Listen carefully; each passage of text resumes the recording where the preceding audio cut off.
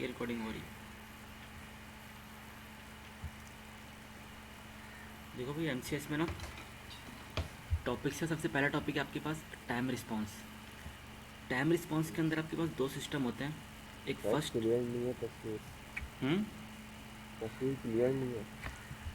इसलिए क्लियर नहीं है, दूसरी वीडियो देख लेते हैं। मैंने भी भेजी है ना, उसमें देखना शायद अब्दुल्ला वाली।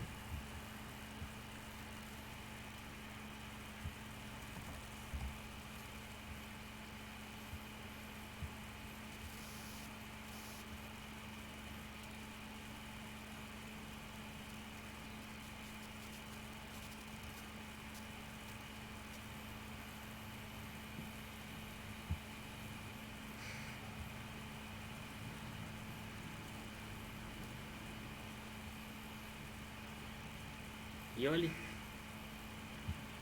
हाँ, उसके बाद न्यू 2 वाली है।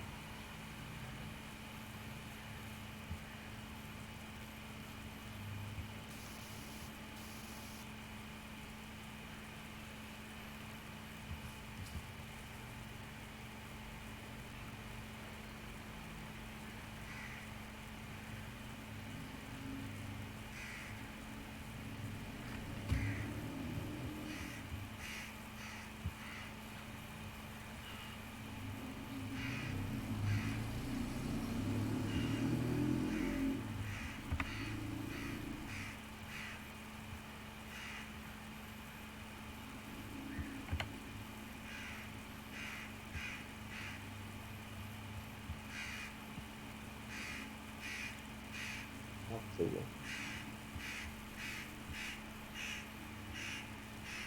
तो सबसे पहले हमारे पास जो पहला टॉपिक है हमारे पास वो है टाइम रिस्पॉन्स। आवाज़ सही आ रही है ना मेरी? हाँ सही है। सही है। टाइम रिस्पॉन्स के अंदर हमारे पास हमें क्या करना होता है, हमें अपने सिस्टम को एनालाइज करना होता है।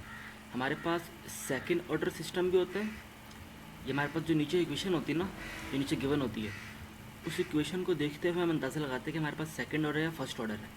यहाँ पे देखो इसकी पावर क्या है, 2। तो ये सेकंड ऑर्डर होगा। हम लोग ऑर्डर कैसे चेक करते हैं, highest power of S in the denominator. Denominator में जो आपकी हाईएस्ट पावर होगी हम बोलते हैं कि आपका वो ऑर्डर है। तो आपका जो ट्रांसफ़र फंक्शन है इसका ऑर्डर 2 का ट्रांसफ़र फंक्शन है। अगला चीज़ है पोल्स और ज़ीरो क्या होता है। पोल्स वो होता है कि आपके जो रूट्स होंगे ना, आपके डिनोमिनेटर के रूट्स को हम पोल्स बोलते हैं और आपके न्यूमिनेटर के रूट्स को हम ज़ीरोस बोलते हैं। फॉर एग्जांपल इसको हम सॉल्व करें तो इसमें अगर ऊपर हम एस की वैल्यू -5 रखें तो ऊपर वाली वैल्यू ज़ीरो हो जाएगी। ज़ीरो एक ऐसी वैल्यू होती है जिससे हमारे पास न्यूमिनेटर ज़ीरो हो जाए, और पोल्स एक ऐसी वैल्यू होती है जिससे हमारे पास डिनोमिनेटर ज़ीरो हो जाए।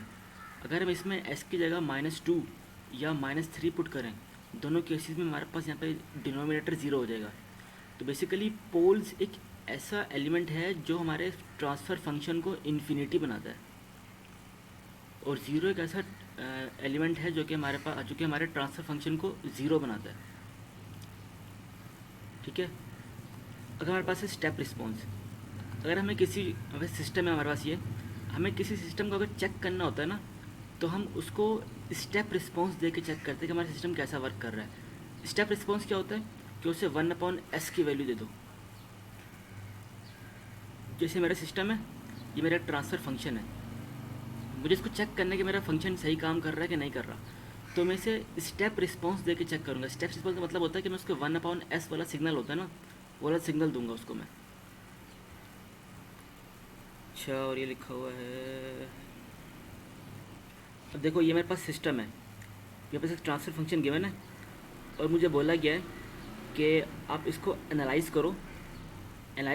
करो सिस्टम को बाय यूजिंग स्टेप रिस्पॉन्स या स्टेप इनपुट। आपने इसको एनालाइज करना है। तो क्या होगा, ये सिस्टम है मेरा, उसको जो मैं इनपुट दूंगा पीछे से 1/s दूंगा। इस इनपुट देने की वजह से मुझे कोई ना कोई आउटपुट मिल रहा होगा।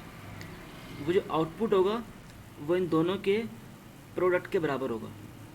तो 1/s मल्टीप्लाई बाई 3 इंटू 1+7। देखो मल्टीप्लाई कर दिया इसको। तो ये सी एस होगा जो हमें आउटपुट मिल रहा है, जो हम इसको इनपुट दे रहे हैं। यहाँ पे हम इसको स्टेप इनपुट दे रहे हैं, और हमारे स्टेप इनपुट को मल्टीप्लाई करते हो अपने ट्रांसफर फंक्शन से। आपको ये वाली वैल्यू आ रही है सी एस, देखो 3/s मल्टीप्लाई बाई s+7। अब हमने इसको एनालाइज करना है। फर्स्ट ऑर्डर सिस्टम को एनालाइज करने का तरीका ये होता है कि आपको इसको बाय यूजिंग पार्शियल फ्रैक्शन इसको ब्रेक करना है। अगर इसको पार्शियल फ्रैक्शन की सूरत में ब्रेक किया था, ब्रेक किया हुआ है पहले, इसको नहीं, ये ब्रेक नहीं हुआ, ऐसे ब्रेक करना है, A upon S plus B upon S plus 7। अब अगले स्टेप में आपको ए और बी की value by using partial fraction techniques आपको फाइंड आउट करनी है। पहले कैसे करोगे, पहले आप एस की जगह 0 पुट करोगे, बल्कि सबसे पहले इस पूरी इक्वेशन को मल्टीप्लाई बाय एस प्लस 7 करोगे। जब ए को एस प्लस 7 से मल्टीप्लाई करोगे, यहाँ पे एस प्लस 7 सिर्फ बच जाएगा, नीचे एस से एस कट जाएगा। जब इसको S multiply by S plus 7 से मल्टीप्लाई करोगे तो एस प्लस 7 से एस प्लस 7 कट जाएगा और ऊपर सिर्फ एस बच जाएगा। तो पार्शियल फ्रैक्शन को यूज़ करते हुए आपने इसमें ए और बी की वैल्यू फाइंड आउट करनी है। फॉर एग्जाम्पल सपोज कर लो कि ए की वैल्यू 2 आ गई है और बी की वैल्यू -1 आ गई है, ठीक है। तो अब क्या करेंगे, अब ये लिखा हुआ है 2 अपॉन एस और लिखा हुआ है -1 अपॉन एस, या माइनस यहाँ लिखा हुआ है 1 अपॉन एस प्लस 7 लिखा हुआ है।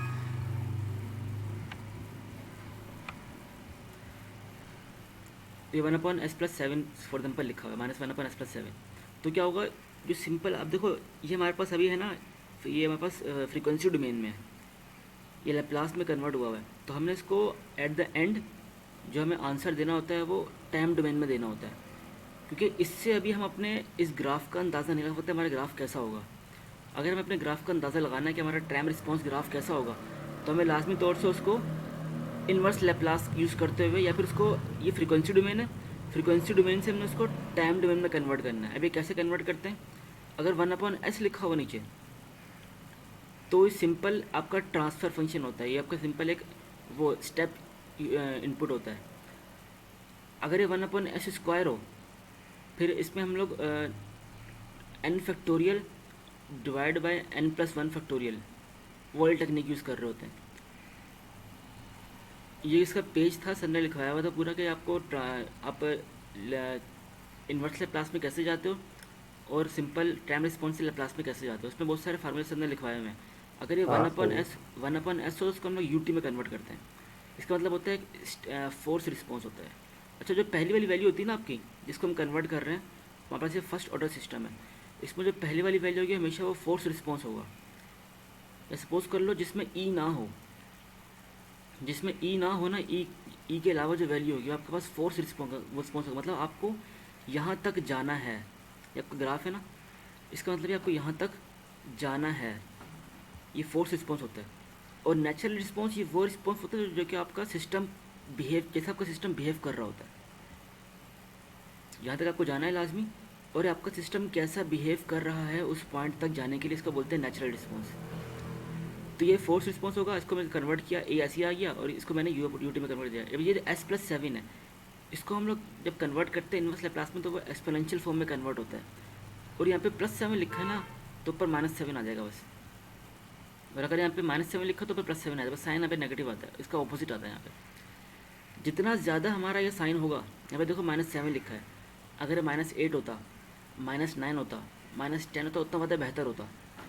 जितना ज़्यादा ये माइनस में वैल्यू होगी उतना जल्दी हमारा सिस्टम पहुंचेगा अपने पॉइंट पे। ये हमारा एक्सट्रीम पॉइंट है ना, जहाँ पे इसको पहुंचना है, स्टेडी स्टेट पोजीशन में पहुंचना है इसको।